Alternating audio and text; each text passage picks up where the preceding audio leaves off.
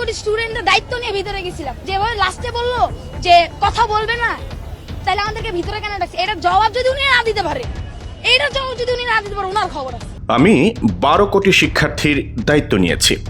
ঢাকার রাজপথে দাঁড়িয়ে বুক ফুলিয়ে এই দাবি করা তরুণী সুহির বক্তব্য এখন নেট দুনিয়ায় ভাইরাল। কিন্তু প্রশ্ন হলো যে নিজের ছাত্রদের দায়িত্বই নিতে পারেনি, সে কিভাবে কোটি কোটি শিক্ষার্থীর প্রতিনিধি হয়?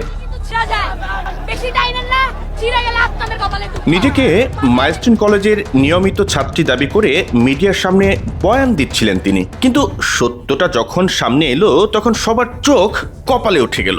কলেজ প্রশাসন সাফ জানিয়ে দিয়েছে যে সুহি তাদের কোনো শিক্ষার্থী নন। শৃঙ্খলা ভঙ্গের দায়ে তাকে আগেই কলেজ থেকে বহিষ্কার বা টিসি দেওয়া হয়েছিল।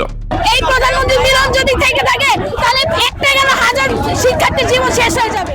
এখন সাধারণ মানুষের মনে বড় প্রশ্ন, যদি উদ্দেশ্য শুধুই পরীক্ষা সংস্কার বা শিক্ষার্থীদের কল্যাণ হতো, তবে নিজের পরিচয় লুকিয়ে মিথ্যা বলার কি প্রয়োজন ছিল?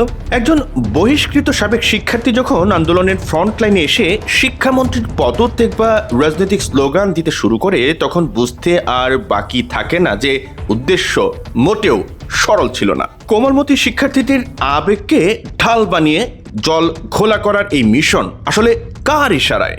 শেখ হাসিনা তো পদত্যাগ করতে যায় না, পরে কি করতে বাধ্য হয় নাই? হইছে কিনা বলেন? রক্ত দিয়ে হলো পদত্যাগ করেছি না, শিক্ষামন্ত্রী মিলন দিয়ে হলো রক্ত দিয়ে হলো পদত্যাগ করেছে।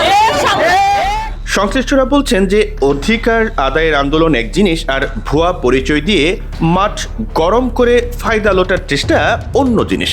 সুহির এই মুখোশ উন্মোচনের পর দর্শক, আপনার কি মনে হয়, এটা কি কেবলই সস্তা জনপ্রিয়তা পাওয়ার চেষ্টা, নাকি এর পেছনে রয়েছে গভীর কোনো উদ্দেশ্য?